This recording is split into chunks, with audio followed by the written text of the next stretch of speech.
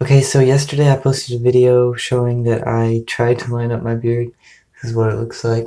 But I also told you that I do not like it, and I don't, and it's only been a day, and I've decided to take it all off. I said in the video that I was going to let the part that I took off catch up with the rest and then trim it down to a number 1, but number 1, I don't like the way this looks right now, and number 2, I think it would just make more sense to take it all off and start over. So sorry for the unexpected trim, but I'd feel a lot better if it was just all gone and I started over. Okay, so now the beard is completely gone.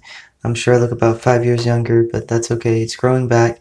I'm not sure how long exactly it'll take to get back to where it was, but we will see. Okay, so here we are about 6 days from when that clip was filmed, and I'm going to jump straight into the close-up to show you what it looks like after about 6 days of growth.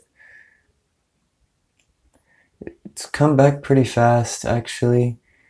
There probably are a little bit of vellus that are going to take a little bit longer to catch up.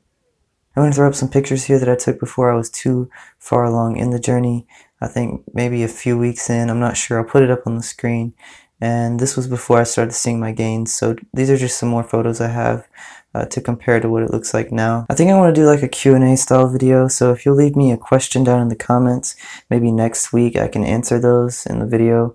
Maybe 2 weeks depending on how many questions I get and if the questions are repeated. So yeah, if you have any questions about me, about my minoxidil journey or my personal life or anything like that, just leave me a comment and I will answer those next week or maybe the week after. So I'm growing it out again for about 4 or 5 weeks, but until then I will just catch you every week, and since I don't have anything else for you this week, I'll see you next update.